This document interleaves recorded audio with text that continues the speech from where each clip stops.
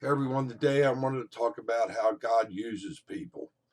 Uh, this is the primary thing that the Lord God uh, chooses to do is to use humanity for His purpose. And so I don't know, the closer you can follow Him, the closer you can be walk in the Spirit, be in tune with His leading. The more He can use you, and the more available you are to Him, the more you'll be used also. Um, I'm not a naturally. Uh, I'm not a people person naturally. I mean, there are people that are people persons, um, but I'm not like that. I don't mind people, but um, I guess you could say like if you have a couple of alpha personalities together, which I guess I'm one. I never thought I was, but I really think that I am more than B personality type. Um, you get conflicts, and that has to do with personalities. And well, I don't want to get into that, but I want to get into how God uses people. That's what I want to talk about today. And I'm going to start with a guy when I joined the little Baptist church that was there, and he was in aviation for the Navy, and his name was Bill. And when the COVID hit, the man disappeared, and I took a liking to him as soon as I met the guy. I just hit it off with him, but the COVID hit, he disappeared, and of course I got ordained as a deacon with the Baptist church um, a little over a year after I was there, and it's just a matter of servitude, fixing toilets, cutting the lawn, serving other people to serve. And now I've always been a serviceman. I mean, I retired military, and even when I was in the service, the best way to deal with people is to serve them. I used to tell my troops, I'm here to serve you. I'm here to help you. It wasn't about me. It was about them. And I had the greatest success with that attitude. But anyway, so the man came back. This man Bill came back. Now the majority of the COVID crisis is over, and he got his family together. But in talking to him, I found out that he was once a deacon there, but he did so much for other people that well, I, I don't want to get into his personal stuff, but it took a physical toll on him. It took a physical toll with the stress and dealing with other people and not having any help. So, yeah, you do have to pace yourself. You do have to pace yourself dealing with people. But the best thing to do is, walk in the Spirit every day, and God opens doors or shuts doors, and that's the easiest way to do it because the Lord's in control of all things. The Lord's in control of who you meet and and when you meet them. That's one of the things that I've learned, especially looking for a wife, um, praying for a wife for over 30 years. I got married kind of late in life. I was in my late 30s, but God had engineered a spouse for me, and it's amazing. It's uncanny how much we're a part of each other. Like, and that is what, of course, God designed for for the two to become one flesh. He didn't intend women to be independent of men and men independent of women. Actually, he designed it so women would become a part of the man and an extension of the man. And even in creation, I don't want to get off this, but um, God created male and female, if you read that in the animal kingdom. But yet in human beings, he created the woman out of the man. So he created the woman differently than he created all the other mammals because they're supposed to be like that as a unit before God. And of course, we have spirits. Um, and I don't know if animals do. I'm sure animals have souls, but I'm not an expert in that. But anyway, so I'm getting that out of the way because it was God's perfect timing that gave me the wife later on in life, and it just worked out like clockwork. Um, Same thing with meeting this brother. He said we had a long talk for about 2 hours, but one thing that he said to me is, if you're the Lord's and you have the light of Christ in you as Lord and Savior, and you're walking and you listen to the Lord, it's simply being a receiver of the Holy Spirit. And you can turn that switch off, or you can turn it on and receive. Um, he was telling me he was in aviation, and there was an E4 that had been an E4 for a long time, and that he'd walk the aircraft out, and his job was to check everything. And I just he got kind of complacent, I imagine, in his job. And Bill was telling me he saw a jet taxiing, and the wheel was doing like this. It was about to come off. And so he went out and he did like that. And the pilot got out and said, "Well, what do you stop me for?" And he points over there. And the pilot went and saw the wheel coming undone, bolts backing off and all. And he says, "You saved my life." And Bill said, "Oh, no, I didn't save your life." But actually, he did save his life. And the guy was slated to get out of the Navy, too, a short time later. And of course, the other guy, the E4, he didn't like him too much for that. And he was telling me this story. And of course, I was shipboard most of my life. And I can remember being in South Street Seaport, New York, aboard the lightship. I was sitting on the fantail. And as I look over, I watch a ship come untied, a boat that was a yacht, actually, that was tied to a mooring. I watched the line just go like that, and the thing came untied and went adrift. And so I shouted to the crew, and the crew somehow, I don't remember how they got over there, but they they got over there and secured that boat back to its mooring. And they said to me later, "Dell, how did you see that? How did you see that?" And my ego was like, "Oh, I'm eagle eye. I noticed things like that." But actually, that was the Lord. That was the Lord enabling me to look at the right time, at the right moment, to see that happen, to have my eyes in that area. The same thing with Bill, seeing that aircraft wheel, happen to look over and see it. And these things are of God. These are God ordained events. People, man is so egotistical, he likes to take credit for things. But actually, if you belong to the Lord and you have, let's just say, out of the ordinary events and everything, I guarantee you it's because the Lord has put you there and the Lord has directed your eyes or ears to it at that time. And it was a wonderful thing for me because I grew up with the Bible. My mother was a Bible teacher. Um, of course, I worked in street ministry where I saw things that most people only read about, spiritual experiences, and also, you know, from healings to the enemy.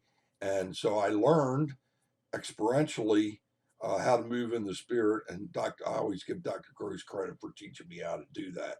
But you need somebody, a pastor, a minister, or an elder to you to give you, uh, to inform you in spiritual direction of how God worked. I noticed that I never had anything happen to me that I didn't have, that I couldn't go back and have an elder brother explain to me what was going on, because it would have scared me too much. If I'd have had experiences of the Lord, supernatural experiences, and I didn't have somebody to bounce it off of, I don't think God would have ever let it happen. I think the Lord doesn't want us to be, He doesn't move in fear. He wants us to have understanding, and He uses people to give us that. And let's see, after I got out of street ministry, I got married in Presbyterian church, and I took their elder course, and I did very well because I'd gotten a tutor. I tutored under Dr. Grace for 6 years, who had 3 doctorates and 1 PhD in psychology. So even though I didn't go to college because I had severe dyslexia, I still wanted to learn. It was a matter of the will, and God allowed me to learn through different people, even though I wasn't accredited until later on in life. But I got accredited through what I learned, um, primarily when I was in street ministry, Dr. Gross. Um, the the Presbyterian Church was shocked with things that I knew when I was in their leadership in their deacons course, and I was trying for elder, and they even asked me, "Are you trying for elder?" And I was shocked that they had to ask me that.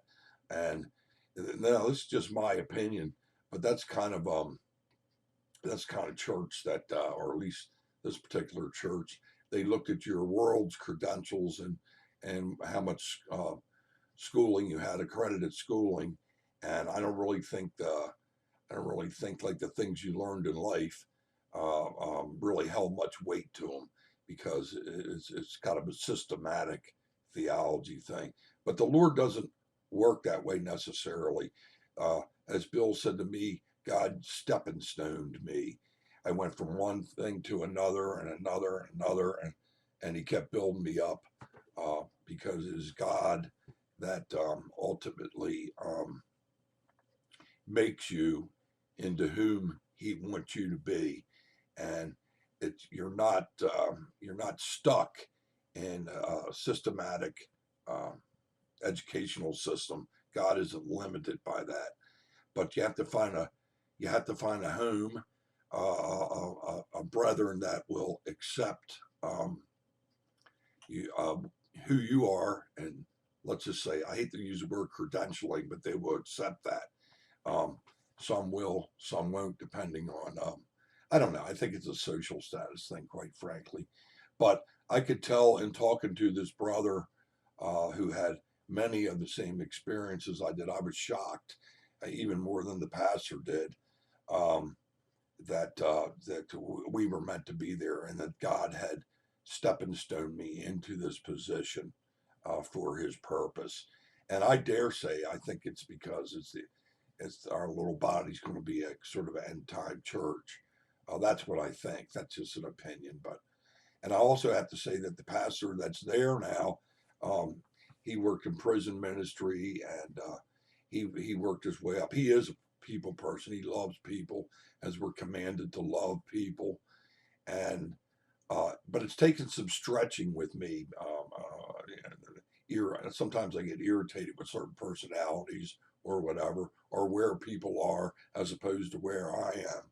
But it's stretched me and it's taught me more patience and ultimately more love and understanding for people. And if you're not willing to do that, you really don't belong in the ministry. You don't. You don't belong teaching people or anything else. You need to experience the love of Christ. You have to know your scriptures, but more importantly, you have to be able to put aside yourself and your opinions and have and move as God moves you. And because God uses people, it's very important um, to well, you have to put yourself aside, really, and fall into, if you will, what God has engineered in your life. And of course, I'll be 63 shortly, and I'm finally seeing it.